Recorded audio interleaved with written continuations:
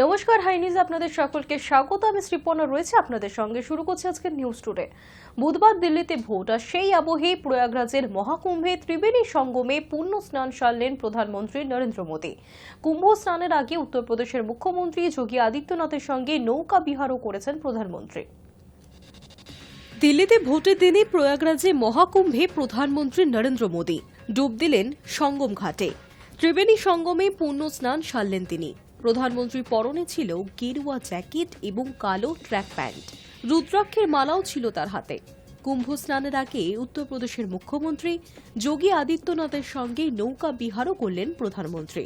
ফলে রাজধানীতে ভোটের দিনেই মোদীর প্রয়াগরাজ সফর নিয়ে নানা প্রশ্ন উঠতে শুরু করেছে রাজনৈতিক মহলে। বুধবার 11টা নাগাদ মোদীর পুণ্য স্নানের কথা ছিল। সেই সূচি অনুযায়ী বুধবার সকালেই প্রয়াগরাজে পৌঁছন প্রধানমন্ত্রী। প্রথমে উত্তরপ্রদেশের মুখ্যমন্ত্রীকে সঙ্গে নিয়ে গঙ্গায় নৌকা বিহার করেন তিনি। কুম্ভ মেলার সমস্ত ব্যবস্থাপনা খুঁটিয়ে দেখেন। তারপরই পবিত্র গঙ্গায় ডুব দিয়ে স্নান সারেন মোদী। কুম্ভে প্রধানমন্ত্রীর পুণ্য স্নানের দিন 5ই ফেব্রুয়ারি। বুধবার স্থির হওয়া নিয়েই আগেই বিতর্ক তৈরি হয়েছিল, কারণ বুধবারই দিল্লিতে বিধানসভা ভোট। বিরোধীদের দাবি, দিল্লিতে ভোটের দিনে কুম্ভে যাওয়ার নেপথ্যে রাজনীতি রয়েছে। হিন্দুত্বের বার্তা দিয়ে ভোটারদের মনকে প্রভাবিত করার চেষ্টা করতেই ভোটের দিনে কুম্ভ স্নানে গিয়েছেন মোদী। কুম্ভ স্নানের আগে দিল্লির ভোটারদের উদ্দেশ্যে বার্তাও দিয়েছেন তিনি। এক্স হ্যান্ডেলে লিখেছেন, গণতন্ত্রের এই উৎসবে উৎসাহ নিয়ে অংশগ্রহণ করুন এবং নিজেদের ভোট দিন। আগেই কুম্ভে পুণ্য স্নান সেরে গিয়েছেন কেন্দ্রীয় স্বরাষ্ট্রমন্ত্রী অমিত শাহ। তার দুদিন পরেই মহাকুম্ভে পদপৃষ্ঠে অন্তত 30 জনের মৃত্যুর ঘটনা ঘটেছে। সেই ঘটনার পরেই মহাকুম্ভের ব্যবস্থাপনায় যোগী প্রশাসনের ভূমিকা নিয়ে প্রশ্ন উঠতে শুরু করেছে। অভিযোগ ওঠে, উত্তরপ্রদেশ সরকার মৃতের সংখ্যা লুকোচ্ছে। তা নিয়ে গত সোমবার সংসদে বাজেট অধিবেশনে সরব হন বিরোধীরা। সেই আবহেও মোদীর মহাকুম্ভ সফর তাৎপর্যপূর্ণ বলে মনে করছেন বিরোধীরা। Hi news Network. আগামী 9 ফেব্রুয়ারি তিলোত্তমার জন্মদিন। মেয়ের মৃত্যুর ঠিক 6 মাস পর তিলোত্তমার জন্মদিনে বড় আন্দোলনের ডাক দিলেন তার বাবা মা।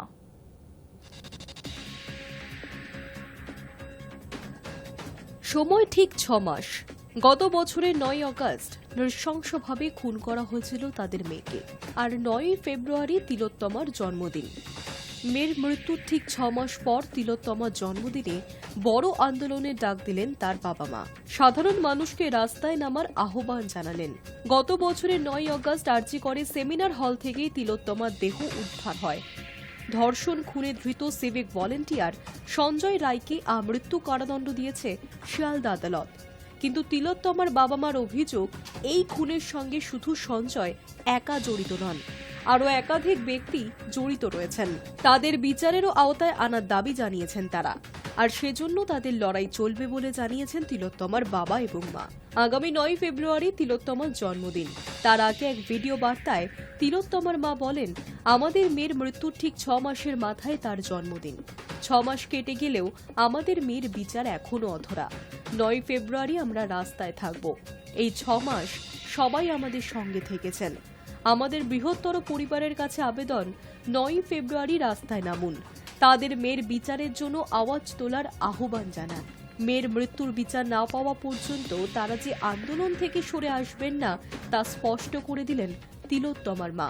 তিলোত্তমার জন্মদিনে সবাইকে একটা করে ফুল গাছ লাগানোরও অনুরোধ জানালেন তিলোত্তমার মা। তিনি বলেন, আমাদের মেয়ে ফুল গাছ ভালোবাসত। আমাদের অনুরোধ, 9 ফেব্রুয়ারি সবাই কর্মক্ষেত্র কিংবা বাড়িতে একটা করে ফুল গাছ লাগান। Hi news Network. এখনো অসুস্থ কালীঘাটের কাকু, পাওয়া গেল না কণ্ঠস্বরের নমুনা। বুধেও খালি হাতে ফিরল সিবিআই। এখনো অসুস্থ সুজয় কৃষ্ণ ভদ্র ওরফে কালীঘাটের কাকু। বুধবারও তার কণ্ঠস্বরের নমুনা সংগ্রহ করতে পারল না সিবিআই। প্রেসিডেন্সি জেল থেকে তার মেডিকেল রিপোর্ট পাঠিয়ে দেওয়া হয়েছে বিচার ভবনে। তাতেই জানানো হয়েছে, অসুস্থতার কারণে কাকু এখনো জেল হাসপাতালে ভর্তি রয়েছেন। ফলে বুধবারও খালি হাতে ফিরতে হলো কেন্দ্রীয় তদন্তকারী সংস্থাকে। বুধবার সুজয় কৃষ্ণের আইনজীবী জানিয়েছেন, তার প্রচণ্ড জ্বর, সঙ্গে সর্দি কাশিও হয়েছে। আপাতত চিকিৎসকদের পরামর্শ মেনেই চলছেন কাকু, আর সেই কারণেই তাকে আদালতে হাজির করানো যায়নি। অন্যদিকে বুধবার বিচার ভবনে মেট্রোপলিটন ম্যাজিস্ট্রেটের এজলাসে সিবিআই জানিয়েছে এর আগে অন্তত 4-5 বার তার কণ্ঠস্বরের নমুনা সংগ্রহের চেষ্টা করা হয়েছে, কিন্তু প্রতিবারই সুজয় কৃষ্ণ আসেননি। যেহেতু উনি এখন হাসপাতালে ভর্তি, তাই তার কণ্ঠস্বরের নমুনা সংগ্রহ করতে এবার বিকল্প কোনো ব্যবস্থা চেয়ে আবেদন জানিয়েছে সিবিআই। কেন্দ্রীয় তদন্তকারী সংস্থার আর্জি ওকে আনার অনুমতি দেয়া হোক তাদের। এর আগে গত 29 জানুয়ারি কাকুকে আদালতে সশরীরে হাজির করানোর কথা ছিল। সেই দিনও অসুস্থতার কারণে তাকে আদালতে হাজির করানো যায়নি।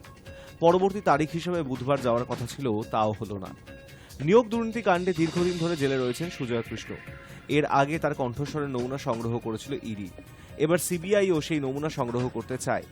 এই সংক্রান্ত আবেদন নিয়ে আদালতে দ্বারস্থ হয়েছিল তদন্তকারী সংস্থা, কিন্তু আদালত জানায় কাকুকে সশরীরে আদালতে হাজির না করালে ওই নমুনা সংগ্রহ করা যাবে না।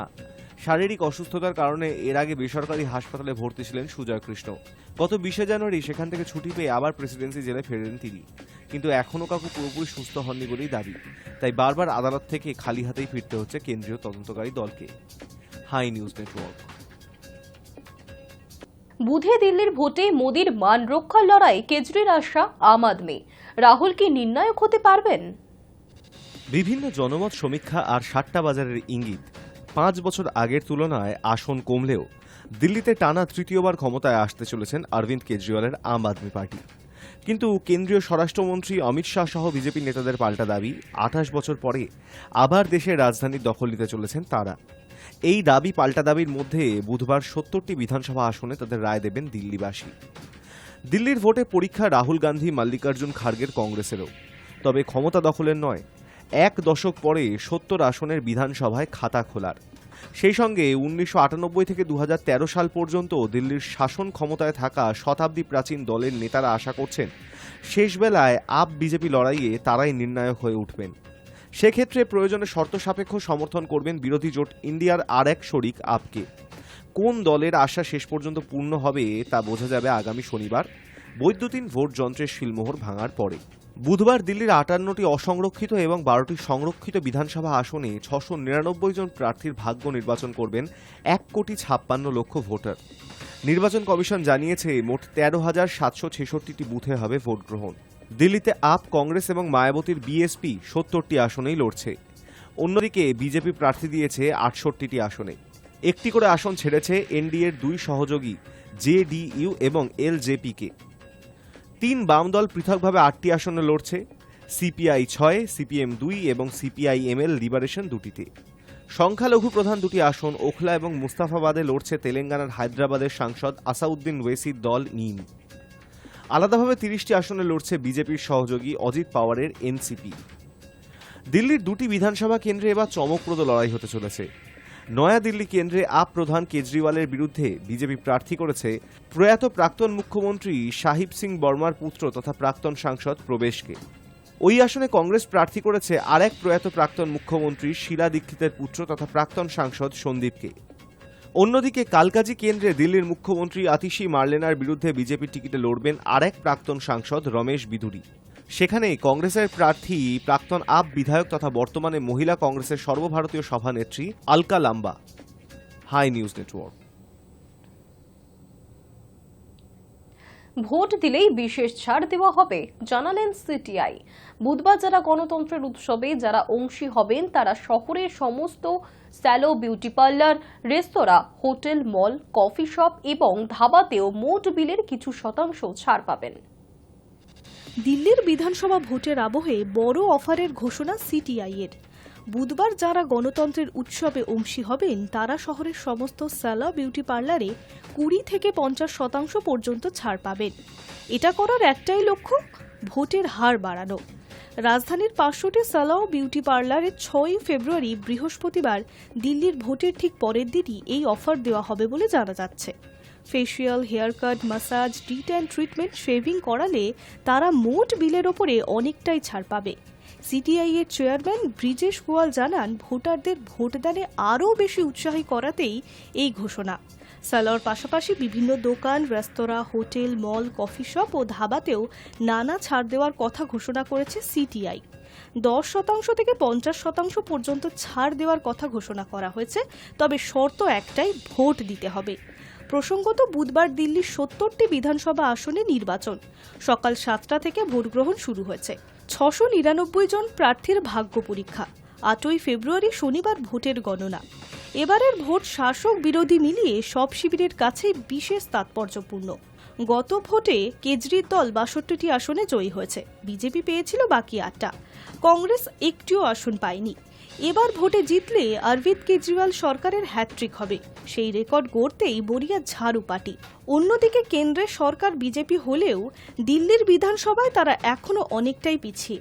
এবার সেখানে গেরুয়া ঝড় তুলতে মরিয়া মোদি ও শাহ। কংগ্রেসও গদি ফিরে পাওয়ার আশায় ময়দানে নেমেছে। এখন দেখবার বিষয় কি হবে। High news network. মহাকুম্ভে গিয়েছেন অনেক তারকারা। এবার সেখানে পুণ্য স্নান সারলেন তৃণমূল সাংসদ এবং অভিনেত্রী রচনা বন্দ্যোপাধ্যায়। তার মুখেই শোনা গেল উত্তরপ্রদেশ প্রশাসনের প্রশংসা। বলিউডের তারকা থেকে বিদেশি ভক্ত মহাকুম্ভ উপলক্ষে প্রয়াগরাজে ত্রিবেণী সঙ্গমে স্নান করেছেন কোটি কোটি মানুষ। বাদ গেলেন না তৃণমূল সাংসদ অভিনেত্রী রচনা বন্দ্যোপাধ্যায়ও। 2রা ফেব্রুয়ারি সরস্বতী পুজো উপলক্ষে বিশেষ স্নানে যোগ দিলেন তিনি। পরনে গেরুয়া। ঝটিকা সফরে এলাহাবাদ ও বেনারস ঘুরে তিনি ফিরে যাবেন দিল্লি। সেখানে চলছে সংসদের অধিবেশন। যোগ দেবেন তর্ক বিতর্কে। তার আগে জানালেন কুম্ভ স্নানের বিশেষ অভিজ্ঞতার কথা। প্রয়াগরাজে কুম্ভ মেলা শুরু হয়েছে 13ই জানুয়ারি মকর সংক্রান্তিতে।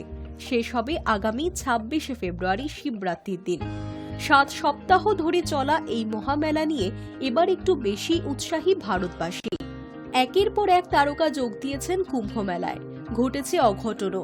প্রতি 6 বছর অন্তর কুম্ভ মেলা আয়োজিত হয়।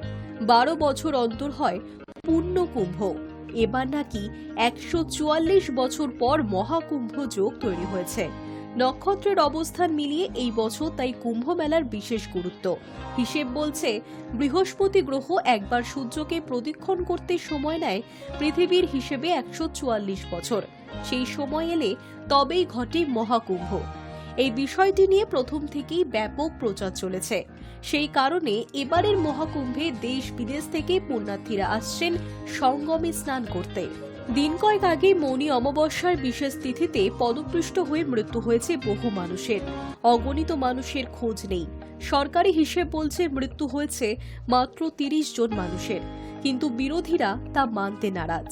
অভিযোগ, মৃতের সংখ্যা লুকোচ্ছে উত্তরপ্রদেশের যোগী সরকার। মঙ্গলবার এ নিয়ে উত্তাল সাংসদ। আর ঠিক তখনই মহাকুম্ভ নিয়ে আপ্লুত রচনা বন্দ্যোপাধ্যায় শেয়ার করলেন তার মহাকুম্ভের অভিজ্ঞতা। কুম্ভে বিশেষ পুণ্যতিথি স্নানকে শাহী স্নান বলে। এবারের মহাকুম্ভে অন্তত 6টি শাহী স্নান দিন থাকবে।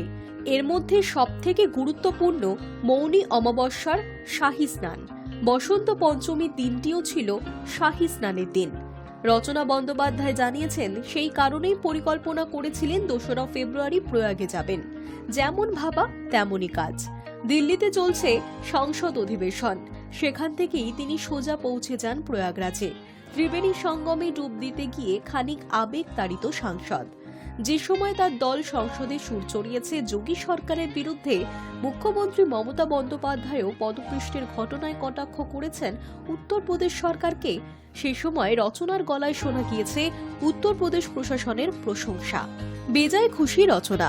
উত্তরপ্রদেশ সরকারকে সাধুবাদ জানিয়েছেন সুন্দর ব্যবস্থাপনার জন্য।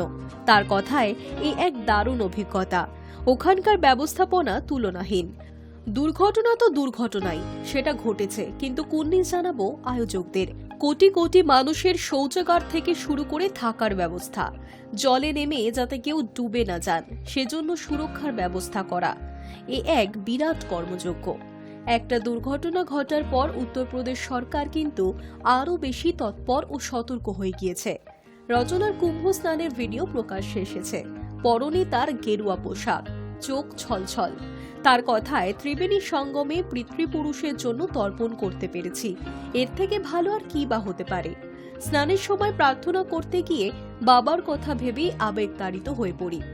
144 বছর পর এই মহাকুম্ভ, সেখানে বাবার জন্য প্রার্থনা করতে পারা চির চিরস্মরণীয় অভিজ্ঞতা হয়ে থাকবে। শুধুই অভিনেত্রী নন, সাংসদ রচনা কি ভিভিআইপি বলে বিশেষ সুবিধা পেয়েছেন? এই প্রশ্ন উঠতেই তিনি জানান, কোনো বাড়তি সুবিধে নেই ভিআইপিদের জন্য। কেউ বিশেষ প্রভাব খাটিয়ে গাড়ি নিয়ে ঢুকে যাবেন সেরকম কোনো ব্যবস্থাই নেই, একেবারেই বন্ধ এসব। আমাকেও হেঁটেই যেতে হয়েছে, তবে আমি যে সুবিধাটি পেয়েছি তাতে সাধারণ মানুষের সঙ্গে হেঁটে না গিয়ে আমি জলপথে গিয়েছি। আসলে অত কিলোমিটার হাঁটা সম্ভব নয়, তাই জলপথেই গিয়েছি।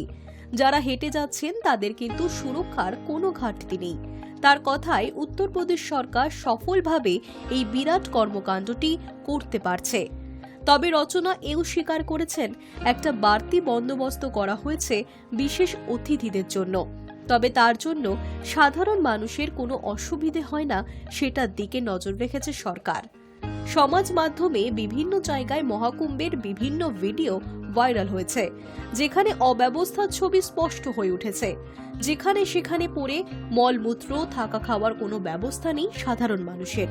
রচনা অবশ্য জানিয়েছেন, এমন কোনো দৃশ্য তার চোখে পড়েনি। তিনি জানিয়েছেন, সাধারণ মানুষ যারা ভাড়া দিয়ে থাকতে পারছেন না তাদের জন্য তাঁবুর ব্যবস্থা করা হয়েছে। এই শীতে কাউকে খোলা আকাশের নিচে থাকতে হয়নি। অভিনেত্রীর সংযোজন, এটা একটা এমন অভিজ্ঞতা যা আমার সঙ্গে রয়ে যাবে, আমার সঙ্গেই চলে যাবে। High news network. ফেব্রুয়ারি মাসে 8 দিন সম্পূর্ণ বন্ধ থাকবে ইস্ট ওয়েস্ট মেট্রো পরিষেবা। মেট্রো তরফে বিজ্ঞপ্তি প্রকাশ করে মঙ্গলবার বলা হয়েছে, 13 থেকে 16 ফেব্রুয়ারি এবং 20 থেকে 23 ফেব্রুয়ারি পর্যন্ত সম্পূর্ণ বন্ধ থাকবে এই লাইনের পরিষেবা। মেট্রো যাত্রীদের জন্য দুঃসংবাদ, ফেব্রুয়ারি মাসে 8 দিন সম্পূর্ণ বন্ধ থাকবে ইস্ট ওয়েস্ট মেট্রো পরিষেবা। মেট্রোর তরফে বিজ্ঞপ্তি প্রকাশ করে মঙ্গলবার জানানো হয়েছে, 13 থেকে 16 ফেব্রুয়ারি এবং 20 থেকে 23 ফেব্রুয়ারি পর্যন্ত সম্পূর্ণ বন্ধ থাকছে এই লাইনের পরিষেবা। অর্থাৎ হাওড়া ময়দান থেকে এসপ্ল্যানেড এবং শিয়ালদা থেকে সেক্টর 5 দুই অংশেই কোনো মেট্রো চলবে না। ইতিমধ্যেই এসপ্ল্যানেড থেকে শিয়ালদা স্টেশনের মধ্যে টানেল তৈরির কাজ সম্পন্ন হয়েছে, তবে এখনও কিছু কাজ বাকি। আর সেই কারণেই 13 থেকে 16 ফেব্রুয়ারি 4 দিন এবং 20 থেকে 23 ফেব্রুয়ারি আরও 4 দিন বন্ধ থাকবে ইস্ট ওয়েস্ট মেট্রোর পরিষেবা। এর মধ্যে 15 এবং 16 তারিখ এবং 22 এবং 23 তারিখ যথাক্রমে শনিবার ও রবিবার পড়েছে। এই সময় সম্পূর্ণ গ্রিন লাইনে অর্থাৎ হাওড়া ময়দান থেকে সল্টলেক সেক্টর 5 পর্যন্ত communication base train control system পরীক্ষা করে দেখা হবে। মার্চ মাসেও মেট্রো পরিষেবা বন্ধ রাখা হতে পারে। প্রসঙ্গত, কলকাতার লাইফ হল মেট্রো। প্রত্যেক দিন কয়েক হাজার মানুষ মেট্রোয় সফর করেন। ইস্ট ওয়েস্ট মেট্রো চালু হওয়ায় বিশেষ সুবিধা হয়েছে চাকরিজীবীদের, কারণ শিয়ালদা থেকে সেক্টর 5 পৌঁছানো এখন সহজ। এদিকে মেট্রো এসপ্ল্যানেড থেকে মুহূর্তে পৌঁছে দেয় হাওড়ায়। এই দুটি লাইনেই এতগুলো দিন পরিষেবা বন্ধ থাকায় চূড়ান্ত সমস্যার আশঙ্কায় যাত্রীরা। Hi news network. অবশেষে মুক্তি পেল খাকি দ্য বেঙ্গল চ্যাপ্টারের প্রথম টিজার। নীরজ পান্ডের খাকি দ্য বেঙ্গল চ্যাপ্টারের মাধ্যমে দর্শক প্রথমবার একসঙ্গে পাবেন প্রসেনজিৎ চট্টোপাধ্যায় এবং জিৎকে। বাংলার রাজনৈতিক থেকে সামাজিক রং বদলাচ্ছে প্রতিনিয়ত। যে রং কখনো চেনা আবার কখনো বড্ড অচেনা। বাংলার এই কঠিন পরিস্থিতিকে সামাল দিতে বন্দুক হাতে তুলে নিলেন জিৎ, সঙ্গী আবার মিঠুন পুত্র মিমো। নেটফ্লিক্সের খাকির নতুন সিরিজের বাংলার এক নতুন রং দেখতে চলেছেন দর্শকরা। অবশেষে মুক্তি পেল খাকি দ্য বেঙ্গল চ্যাপ্টারের প্রথম ঝলক। মুখোমুখি প্রসেনজিৎ চট্টোপাধ্যায় এবং জিৎ। প্রসেনজিৎ চট্টোপাধ্যায়, জিৎ, পরমব্রত চট্টোপাধ্যায়, শাশ্বত চট্টোপাধ্যায়ের পাশাপাশি গুরুত্বপূর্ণ চরিত্র দেখা যেতে চলেছে। মিঠুন চক্রবর্তীর বড় ছেলে মিমো চক্রবর্তীকেও দেখা যাবে এই সিরিজে। এই ওয়েব সিরিজে জিৎ, পরমব্রত চট্টোপাধ্যায় এবং মিমো চক্রবর্তীকে দেখা যাবে পুলিশের চরিত্রে, এবং রাজনীতিবিদদের চরিত্রে অভিনয় করছেন প্রসেনজিৎ চট্টোপাধ্যায়। সঙ্গে রয়েছেন শাশ্বত চট্টোপাধ্যায় ও একাধিক বাঙালি অভিনেতা অভিনেত্রী নিয়ে তৈরি হয়েছে এই ওয়েব সিরিজ। নীরজ পান্ডের খাকি দ্য বেঙ্গল চ্যাপ্টারের মাধ্যমে প্রথমবার দেখা যেতে চলেছে প্রসেনজিৎ চট্টোপাধ্যায় এবং জিৎকে। সোমবার টিজার লঞ্চের অনুষ্ঠানের জন্য মুম্বাইতে হাজির ছিলেন বাংলার এই দুই তারকা। প্রসেনজিৎ চট্টোপাধ্যায় বলেন, আমার এই 40 বছরের কেরিয়ারে জিতের সঙ্গে কাজ করা হয়নি কখনো। জিতও 22 বছরের বেশি সময় ধরে এই ইন্ডাস্ট্রিতে কাজ করছেন। আশা করা যায় দুজনে একসঙ্গে প্রথমে কাজ করলে সকলের ভালো লাগবে। অন্যদিকে ছবিতে অভিনয় করলেও সেইভাবে সাফল্যের মুখ দেখেননি মিমো চক্রবর্তী। বলিউডেও তেমনভাবে জায়গা করতে পারেননি অভিনেতা। তবে এই ওয়েব সিরিজের প্রথম ঝলকেই দারুণ দেখাচ্ছে মিমোকে। এই কাজের মাধ্যমে কি দর্শকেরা নতুন করে আবিষ্কার করতে পারবে মিমোকে, সেটাই এখন দেখার। Hi news Network. অঙ্ক ভুলে জয়ের হ্যাট্রিক লক্ষ্য মোহনবাগানের। সহজ অঙ্ক হলো বাকি 5টি ম্যাচ থেকে 10 পয়েন্ট পেলেই ধরা ছোঁয়ার বাইরে চলে যাবে মোহনবাগান, অর্থাৎ 3টি জয় ও 1টি ড্র দরকার। আইএসএল-এ টানা দ্বিতীয়বার লিগ শিল্ড জয়ের নজির কি করতে পারবে মোহনবাগান সুপার জায়ান্ট? 19টি ম্যাচ থেকে 43 পয়েন্ট অর্জন করে এই মুহূর্তে টেবিলের শীর্ষস্থানে জেসন কামিন্সরা। সহজ অঙ্ক হলো বাকি 5টা ম্যাচ থেকে 10 পয়েন্ট পেলেই ধরা ছোঁয়ার বাইরে চলে যাবে মোহনবাগান, অর্থাৎ 3টি জয় ও 1টি ড্র দরকার। সেক্ষেত্রে আর কোনো দলই 53 পয়েন্টে পৌঁছে যাওয়া পালতোলা নৌকার সওয়ারিদের ছুঁতে পারবেন না। 10 নয়, মোহনবাগান ফুটবলারদের পাখির চোখ 15 পয়েন্ট, অর্থাৎ সব ম্যাচ জেতা ছাড়া অন্য কিছু ভাবতে চান না তারা। কোচ হোসে ফ্রান্সিসকো মোলিনা অবশ্য সতর্ক। জৌহরতিতে পাঞ্জাব এফসির দ্বৈরথের 24 ঘন্টা আগে সাংবাদিক বৈঠকে বলেন, এই মুহূর্তে পাঞ্জাবকে হারানো ছাড়া অন্য কিছু নিয়ে ভাবতে চাই না। এই ম্যাচ থেকে 3 পয়েন্ট অর্জন করতে পারলে লক্ষ্যের পথে আমরা অবশ্যই এগিয়ে যেতে পারব। যোগ করলেন, বিশ্বাস করুন, লিগ শিল্ড জেতার জন্য আর কত পয়েন্ট পেতে হবে তা নিয়ে মাথা ঘামাচ্ছি না। আমাদের একমাত্র লক্ষ্য বুধবার জিতে মাঠ ছাড়া, তাই শুধু পাঞ্জাব ম্যাচেই মনোনিবেশ করছি। মঙ্গলবার বিকেলে জৌহরতিতে মোহনবাগানের অনুশীলনে জেমি ম্যাকলারেনদের দেখলে কে বলবে রাত পোহালেই খেলতে হবে পাঞ্জাবের বিরুদ্ধে?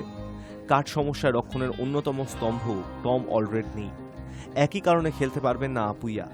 মাঝমাঠের আরও এক ভরসা অনিরুদ্ধ থাপার দলে ফিরতে 1 থেকে 2 সপ্তাহ লাগবে। অনুশীলনে যেভাবে খুনসুটিতে মেতেছিলেন ফুটবলাররা, মনেই হবে না বুধবার তাদের প্রতিপক্ষ মোহামেডানের মতন দুর্বল দল নয়। সুনীল ছেত্রীর বেঙ্গালুরু এফসিকে 3-2-তে হারিয়ে সুপার সিক্সের অন্যতম দাবিদার পাঞ্জাব।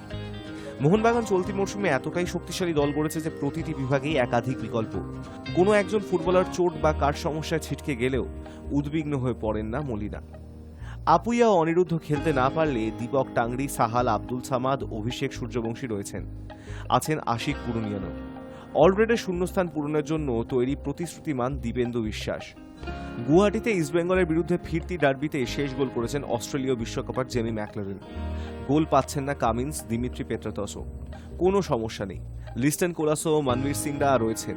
রক্ষণ ছেড়ে উঠে চলতি আইএসএল ইতিমধ্যেই 6টি গোল করে ফেলেছেন অধিনায়ক শুভাশিস বসু। মলিনা তাই নিশ্চিন্তে বলতে পারেন, চোট ও কাঠ সমস্যা খেলারই অঙ্গ। আমরা দলগত ফুটবলে বিশ্বাস করি। কেউ যদি খেলতে না পারে তার অভাব পূরণ করার মতো যথেষ্ট যোগ্য ফুটবলার আমাদের রয়েছে। আগের ম্যাচে চোটের কারণে আলবার্তো ছিল না, ওর জায়গায় দিব্যেন্দু দুর্দান্ত খেলেছে, তাই আমি একদমই চিন্তা করি না। মলিনা অবশ্য জানালেন, একমাত্র গোলরক্ষক বিশাল কেথের কোনো বিকল্প নেই। মোহামেডানের বিরুদ্ধে আইএসএল-এ 50টি ম্যাচে গোল না খাওয়ার নজির গড়েছেন তিনি। বুধবার ম্যাচ শুরুর আগে বিশালকে 50 নম্বর লেখা জার্সি দিয়ে বিশেষ সংবর্ধনা দেওয়া হবে। পাঞ্জাবের বিরুদ্ধে আলবার্তো কি খেলতে পারবেন? মলিনা বলেন, অনুশীলনে ওকে দেখার পরেই বলতে পারবো। সাংবাদিক বৈঠক শেষ হওয়ার মিনিট 40-এর মধ্যেই চওড়া হাসি স্পেনীয় চাণক্যের মুখে। পুরো দমেই অনুশীলন করলেন আলবার্তো। মহড়া সেরে রাখলেন গোল করারও। চিন্তা যত পাঞ্জাব কোচ পানাইওটিস দিমপেরিসের। বলেছিলেন, মোহনবাগানের ফুটবলাররা ভয়ঙ্কর, বিশেষ করে কামিন্স। ওকে নিয়েই আমাদের সবচেয়ে বেশি উদ্বেগ। Hi news network.